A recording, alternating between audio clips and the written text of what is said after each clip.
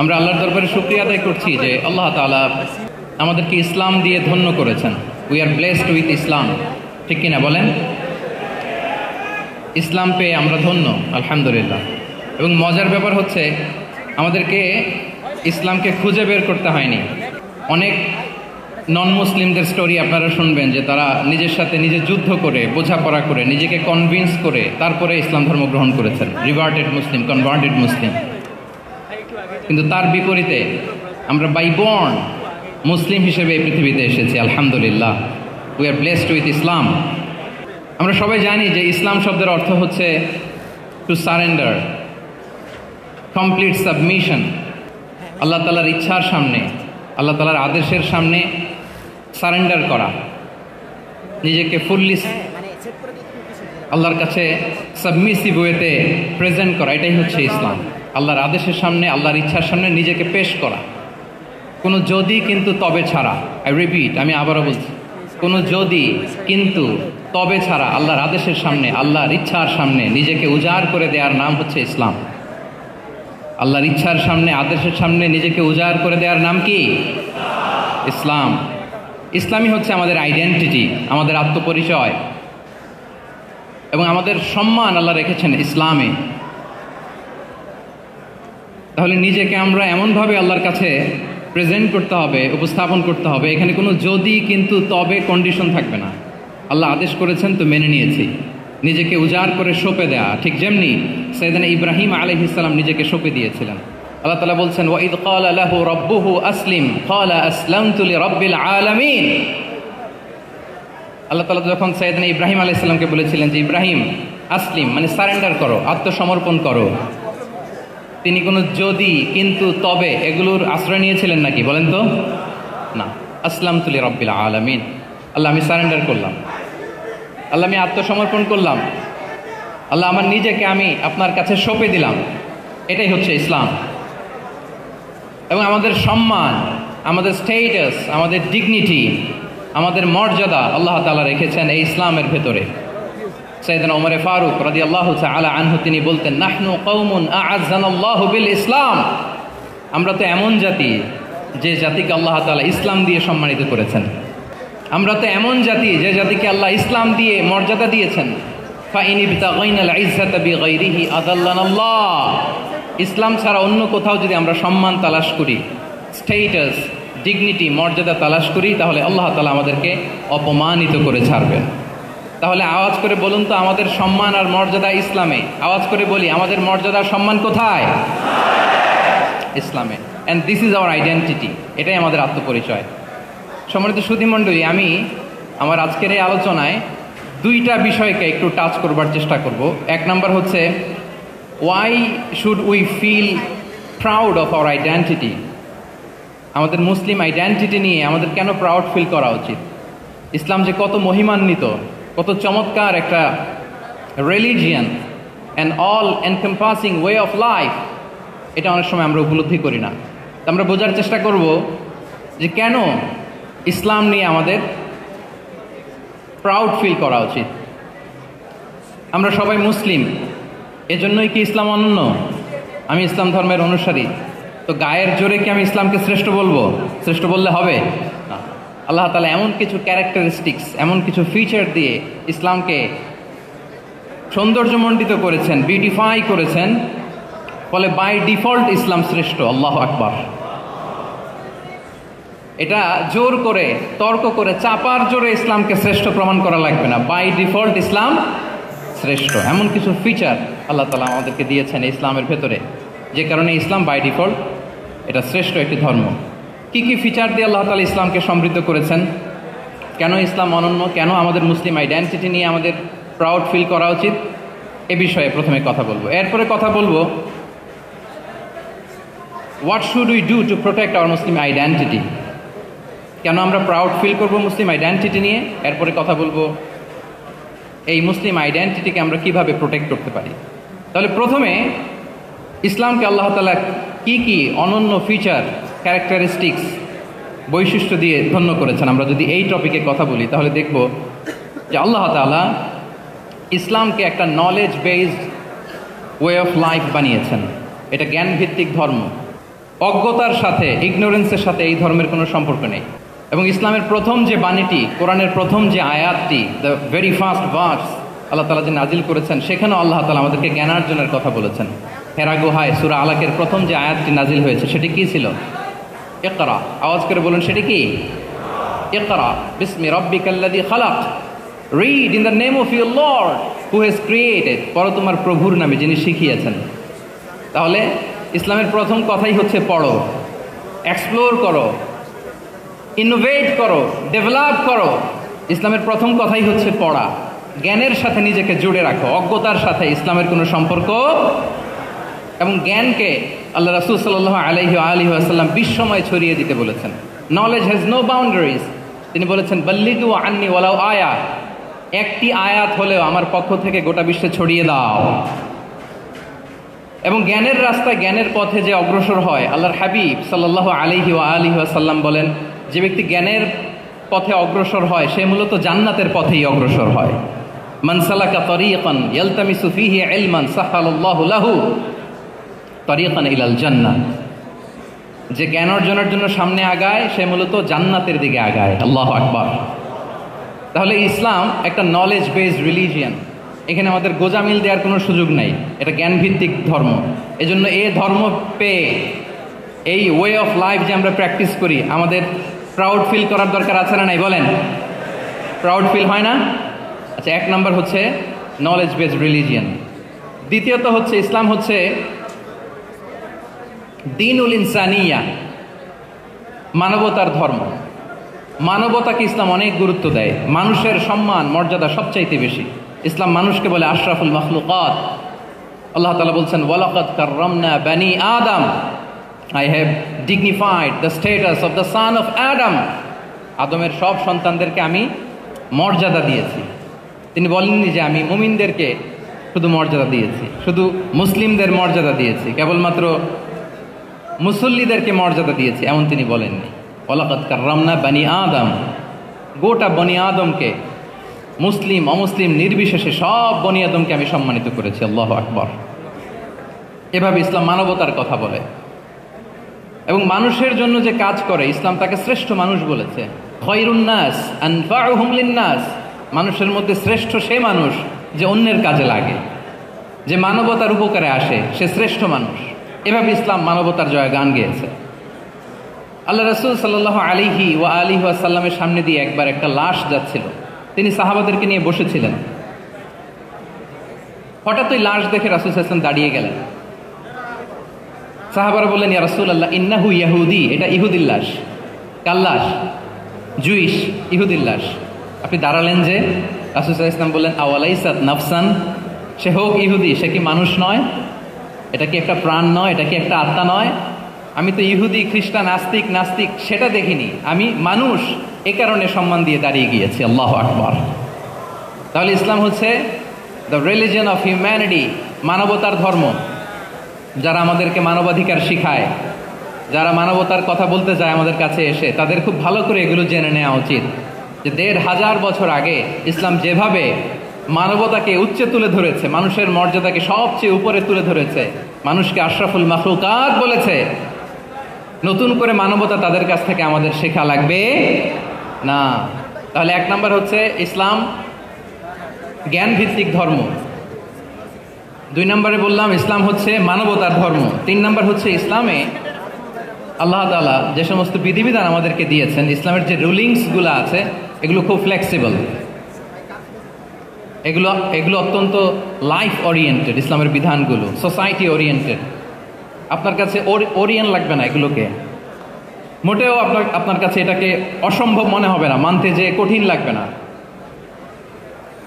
বুঝতে সহজ, মানতে সহজ, এরকম চমৎকার বিধিবিধান আল্লাহ তাআলা ইসলামের ভেতরে দিয়েছেন। তার মানে মানুষের সুবিধা অসুবিধাকে ইসলাম আমলে নেয়। আমাদের সাধ্যের বাইরে কোনো বিধান আল্লাহ তাআলা ইসলামে চাপিয়ে দেননি। লা ইউকাল্লিফুল্লাহু নাফসান ইল্লা উসআহা, সাধ্যের বাইরে আল্লাহ তাআলা কোনো বিধান আমাদের উপর চাপিয়ে দেন নাই। কোনো কিছু যদি আমাদের আউট অফ ক্যাপাসিটি হয়, এরকম কোনো বিধান আল্লাহ আমাদেরকে দেন নাই। বরং ইসলামের সবগুলো বিধান আপনার কাছে খুবই যুক্তি সুলভ লাগবে, খুবই স্বভাব সুলভ লাগবে, আপনার নেচারের সাথে, আপনার চাহিদার সাথে এটা খুব যায়, খুব স্যুট করে এমন বিধান আল্লাহ তাআলা দিয়েছেন। আল্লাহ তাআলা বলছেন ওয়ামা জাআলা আলাইকুম ফিদ্দীন মিন হারাজ, দিনের ভেতরে, ইসলামের ভেতরে আমি কোনো হারাজ রাখিনি, জটিলতা রাখিনি, কাঠিন্যতা রাখিনি, বরং সহজ করে ইসলামকে তোমাদের জন্য আমি দিয়েছি। অন্যত্র আল্লাহ তাআলা বলছেন ইউরিদুল্লাহু বিকুমুল ইউসরা ওয়ালা ইউরিদু বিকুমুল উসর, আল্লাহ তোমাদের জন্য সহজ চান, কঠিন চান না। আমরা অনেক সময় না বুঝে ইসলামকে খুব কঠিন করে প্রেজেন্ট করি, উপস্থাপন করি। ইসলাম আসলে এত কঠিন না, কিন্তু আমরা কঠিন করে ফেলি। কিন্তু আল্লাহ তাআলা সহজ করেছেন। কতটা সহজ? নামাজের মধ্যে দাঁড়িয়ে সালাত আদায় করা হচ্ছে ফরজ। দাঁড়িয়ে সালাত আদায় করা কি? আপনি দাঁড়াতে পারেন না, বসে পড়লেও কবুল করবে কে? আল্লাহ কবুল করবে। বসতে পারেন না, শুয়ে পড়লেও আল্লাহ কবুল করবে। অজু করে নামাজ পড়া ফরজ, অজুর পানি নাই, তাই এমন করে নামাজ পড়লেও আল্লাহ কবুল করবেন। তাহলে বলেন তো ইসলাম পালন কি কঠিন না সহজ? আমরা মাঝে মাঝে খুব কঠিন করে উপস্থাপন করি। অনেক সময় আমাদের কাছে লিগাল অপিনিয়ন চায়, ফতোয়া জানতে চায়। আমরা এত কঠিনভাবে অনেক সময় রেসপন্স করি, যিনি জিজ্ঞেস করেছেন তার মানতে বড্ড কষ্ট হয়। কিন্তু ব্যাপারটা ছিল এমন চমৎকার করে আমাদের প্রেজেন্টেশনের দরকার ছিল যে তার কাছে খুব সহজ মনে হবে এটা। কারণ যে সমস্ত বিধিবিধান আল্লাহ তাআলা আমাদেরকে দিয়েছেন ইসলামে, এগুলো মানাটা আমাদের জন্য সহজ, ফ্লেক্সিবল। ইসলামের একটা বিধান হচ্ছে আত-তাইসির, ফ্লেক্সিবিলিটি। মানুষের সুবিধা অসুবিধা এটা ইসলাম আমলে নেয়। কতটা আমলে নেয় ছোট্ট একটা উদাহরণ দিলে আমরা বুঝতে পারবো। রাসূল সাল্লাল্লাহু আলাইহি ওয়াসাল্লাম সাহাবাদেরকে নিয়ে একবার বসা, হঠাৎ করে এক সাহাবী এসে বললেন ইয়া রাসূলুল্লাহ হালাকতু ইয়া রাসূলুল্লাহ, হে আল্লাহর রাসূল আমি তো শেষ। রাসূল সাল্লাল্লাহু আলাইহি ওয়াসাল্লাম বললেন তুমি শেষ, তোমার আবার কি হলো? তো সাহাবী বলেন ওয়াকাআতু আলা ইমরাআতি ফি রমাদান, আমি রমজান মাসে দিনের বেলায় আমার স্ত্রীর সাথে ফিজিক্যাল ইন্টিমেসিতে চলে গেছে, ভুল করে ফেলছি। আমরা জানি যে রমাদানে আমরা কিছু কাজ করতে পারি না। সিয়ামের সংজ্ঞাই হচ্ছে আসওমু হুয়াল ইমসাক আনিল আকলি ওয়া শুরবি ওয়াল জিমাই মিন তুলুইশ শামসি ইলা মিন তুলুইল ফাজরি ইলা গুরুবি শামসি মা'আন নিয়া, মানে রোজা হচ্ছে এটা এমন ইবাদত, সূর্যোদয় থেকে সূর্যাস্ত পর্যন্ত না খেয়ে থাকা, কোনো কিছু পান না করা, এবং দিনের বেলায় বিবাহিতরা তাদের স্ত্রীদের সাথেও ইন্টিমেসিতে যেতে পারবে না। এটা যদি কেউ মেনটেন করে এটা হচ্ছে সিয়াম। তো সাহাবী বলে ইয়া রাসূলুল্লাহ আমি তো শেষ, আমি তো দিনের বেলা ভুল করে ফেলছি, আমি তো আমার স্ত্রীর সাথে মেলামেশা করে ফেলছি, এখন কি করব? তো এটার আবার একটা বড় পেনাল্টি আছে। আপনারা যারা জানেন যে ইচ্ছাকৃত রোজা ভাঙলে কাজাও করতে হয়, কাফারাও দিতে হয়। কাজা মানে একটা রোজার জন্য একটা রোজা, আর কাফারা মানে হচ্ছে আরো 60টা রোজা রাখতে হবে। কয়েকটা জিনিস আছে, বেসিক্যালি 3টা। তো রাসূল সাল্লাল্লাহু আলাইহি ওয়াসাল্লাম তাকে বললো যে তোমার তো পেনাল্টি হয়েছে, তুমি তো বড় ভুল করে ফেলছো, তো তোমার কাছে কি এরকম কোনো দাস আছে যেটাকে তুমি আজাদ করে দিতে পারবা, মুক্ত করে দিতে পারবা, তাহলে পেনাল্টি আদায় হয়ে গেল। সে বলে ইয়া রাসূলুল্লাহ না, আমার তো এত সক্ষমতা নেই, আমার কাছে তো কোনো দাস নাই। আচ্ছা দাস নাই, তো রাসূল সাল্লাল্লাহু আলাইহি ওয়াসাল্লাম বললেন তাইলে তুমি টানা 2 মাস রোজা রাখতে হবে, তাইলেও পেনাল্টি হয়ে যাবে, আদায় হয়ে যাবে, পারবা? সে বলে ইয়া রাসূলুল্লাহ 2 মাস রোজা রাখা তো কঠিন হয়ে যায়, ইটস নট এ জোক, টানা 60 দিন কি করে রোজা রাখে? তো রাসূল সাল্লাল্লাহু আলাইহি ওয়াসাল্লাম বললেন এটাও পারবে না, তাহলে 60 জন মিসকিনকে খাবার খাইয়ে দিতে হবে এজ এ পেনাল্টি। বড় অন্যায় করে ফেলছে, 60 জন মিসকিনকে খাবার খাওয়াবে, এটা পারবা? সে বলে ইয়া রাসূলুল্লাহ এটাও পারবো না। কয়টা অপশন দিয়েছিলেন রাসূল সাল্লাল্লাহু আলাইহি ওয়াসাল্লাম? আওয়াজ করে বলেন তো কয়টা? একটাও উনি পারবে না। দাসও আজাদ করতে পারবে না, 2 মাস রোজাও রাখতে পারবে না, 60 জনকে খাওয়াতেও পারবে না। রাসূল সাল্লাল্লাহু আলাইহি ওয়াসাল্লাম বললেন কিছুই যখন পারবে না, কি আর করা, যাও একটু অপেক্ষা করো, দেখি কি করা যায় তোমাকে নিয়ে। তো রাসূল সাল্লাল্লাহু আলাইহি ওয়াসাল্লাম অন্যান্যদের প্রশ্নের উত্তর দিচ্ছিলেন, সময় যাচ্ছে, হঠাৎ করে রাসূল সাল্লাল্লাহু আলাইহি ওয়াসাল্লামের দরবারে এক ঝুড়ি সাদাকার খেজুর আসলো, এক ঝুড়ি। সাদাকার এক ঝুড়ি খেজুর দেখে রাসূল সাল্লাল্লাহু আলাইহি ওয়াসাল্লাম বললেন ওই ব্যক্তিকে ডাকো যার কিছু নাই, কিছুই করতে পারবে না। ডেকে আনা হলো। রাসূল সাল্লাল্লাহু আলাইহি ওয়াসাল্লাম বললেন যাও, তুমি তো কিছুই করতে পারবে না, এই এক ঝুড়ি চ্যারিটির খেজুর, সাদাকার খেজুর তুমি গরিবদের মাঝে বিতরণ করে দাও, তাসাদ্দাক বিহা, এটা বিতরণ করে দাও, তাইলে আশা করি আল্লাহ তোমাকে মাফ করবে। তো এই সাহাবী বলে ইয়া রাসূলুল্লাহ আলা আফকারা মিন্না ইয়া রাসূলুল্লাহ, আমার চেয়েও গরিব কাউকে খুঁজে বের করে দান করতে হবে? রাসূল সাল্লাল্লাহু আলাইহি ওয়াসাল্লাম বললেন হ্যাঁ, গরিবকেই তো দিতে হবে। তো উনি বললেন যে রাসূলুল্লাহ পুরো মদিনার তল্লাটে আমার চাইতে গরিব কেউ আর নাই, আমি সবচাইতে গরিব। ফাদাহিকা রাসূলুল্লাহ হাত্তা বাদাত আনিয়াবুহু, এই কথা শুনে রাসূল সাল্লাল্লাহু আলাইহি ওয়াসাল্লাম হেসে দিলেন। এত হেসে দিলেন যে রাসূল সাল্লাল্লাহু আলাইহি ওয়াসাল্লাম এই পাশের চোয়ালের দাঁত দেখা গেল। এত বেশি হাসেন না উনি, নিজেকে ধরে রাখতে পারলেন না, হাসি আটকে রাখতে পারলেন না। ফাদাহিকা রাসূলুল্লাহ, হেসে দিলেন। হাত্তা বাদাত আনিয়াবু, ওনার দাঁতের এপাশ ওপাশ দেখা গেল। তো রাসূল সাল্লাল্লাহু আলাইহি ওয়াসাল্লাম বললেন, যাও, দাস মুক্তি করতে পারবো না, 2 মাস রোজাও রাখতে পারবা না, তারপরে 60 জনকে খাবারও খাওয়াতে পারবো না, এখন দিলাম চ্যারিটির 1 ঝুড়ি খেজুর, এটা গরিবদের মধ্যে দান করে দাও। তুমি বলো যে তোমার চেয়ে গরিব আর কেউ নাই, তো কি করা, যাও তুমি তোমার ফ্যামিলি নিয়ে এটা খাও,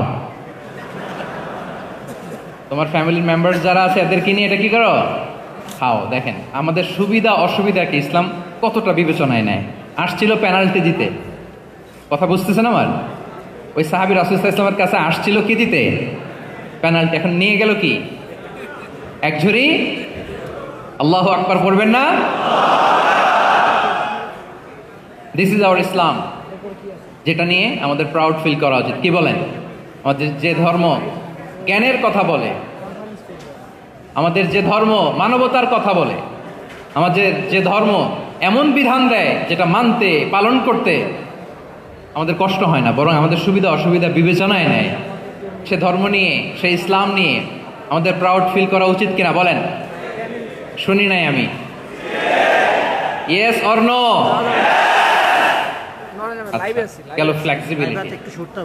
অন্যের অধিকারের ব্যাপারে সচেষ্ট থাকতে বলে ইসলাম। সুবহানাল্লাহ। আল মুসলিমু মান সালিমাল মুসলিমুনা মিন লিসানিহি ওয়া ইয়াদিহি, মুসলিম তো সে, কিছু করার নাই আমাদের, যার হাত থেকে, যার হাতের অনিষ্ট, মুখের অনিষ্ট থেকে তার আশেপাশের ভাইয়েরা নিরাপদে থাকে, সে হচ্ছে মুসলিম। তার মানে আপনার হাত দিয়ে, আপনার কথা দিয়ে, আপনার কাজ দিয়ে আপনি আশেপাশের কাউকে যদি কষ্ট দেন, আপনি মুসলিম হতে পারবেন? আপনি আশেপাশের কাউকে কষ্ট দিতে পারবেন না। আপনার নেইবরকে যদি আপনি কষ্ট দেন, আপনি মুসলিম হতে পারবেন না। আপনি অন্যের প্রাইভেসিতে যদি ইন্টারফেয়ার করেন, কারো প্রাইভেসি যদি ভায়োলেট করেন, আপনি ভালো মুসলিম হতে পারবেন?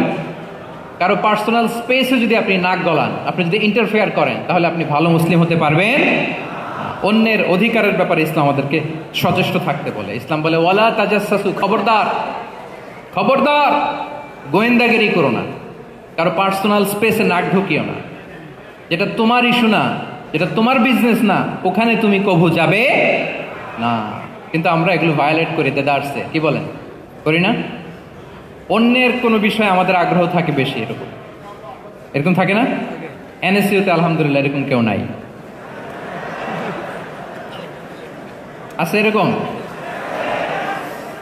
কারো পার্সোনাল বিষয়ে আমাদের কোনো ইন্টারেস্ট আছে? আছে না নাই? হাফ হাফ হয়ে গেছে, দেখছেন? আচ্ছা, অন্যের পার্সোনাল বিষয় জানতে খুব মন চায় কার কার, দেখি।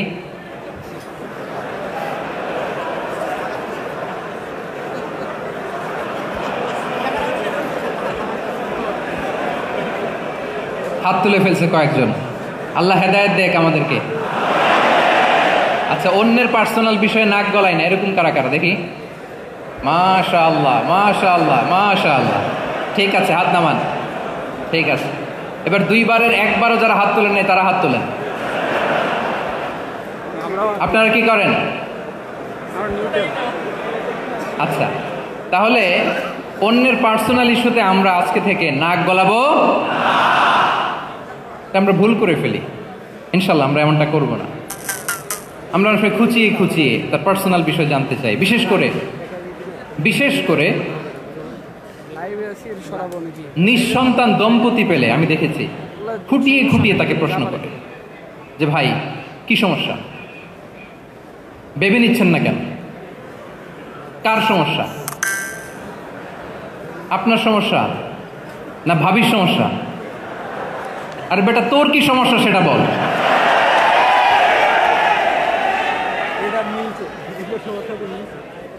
একজন নিঃসন্তান দম্পতি কি পরীক্ষার মধ্য দিয়ে যায় আমাদের কোনো আইডিয়া আছে?